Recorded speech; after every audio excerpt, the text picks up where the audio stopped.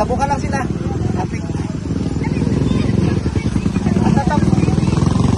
Apitong po anak ko, apitong dala na ako.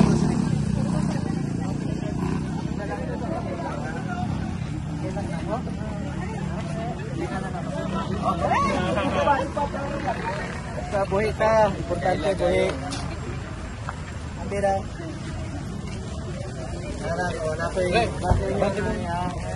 Napoy gidala po dito sa inyo kanina.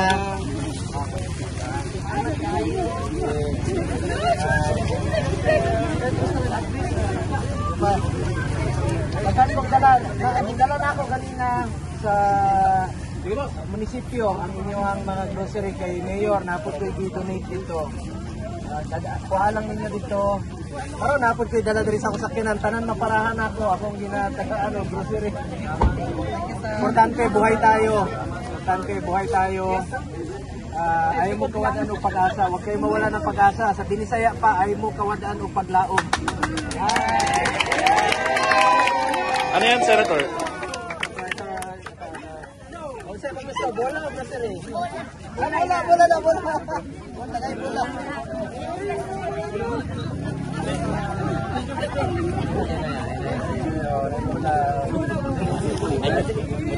Kinsa inyo puro leader nga ni, kinsa puro leader ninyo. Pagbilin ko pampalit og sudan ninyo.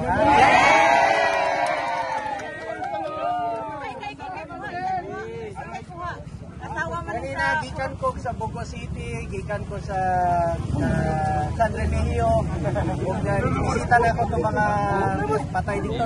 Nailuoy kayo kanina. Kawawa po yung isa kanina, no? Merong niyakap niya yung kapatid niya na 2 months. Buhay yung kapatid. Pero yung 17 years old namatay po. Pero ang pangalan ng bata, Lord Adam.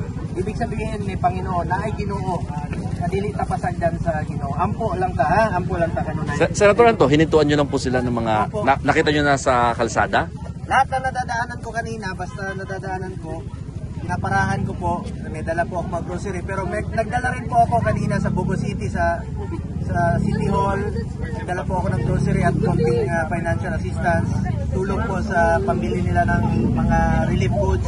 Galing rin po ako ng San Remigio at galing rin po ngayon sa Medellin, galing rin po ako sa bayan. Sa 3 mayor po ang pinuntahan ko kanina para makabigay po ng tulong. At lahat ng nadadaanan ko, ulan, init, kanina pinaparahan ako. Bisaya rin po ko, Bisaya po ko ako, pareho ninyo.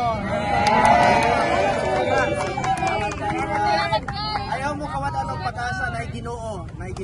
Basta samtang na Ginoo, hindi kita pasagdan. Hindi tayo pababayaan ng Panginoon habang may Panginoon.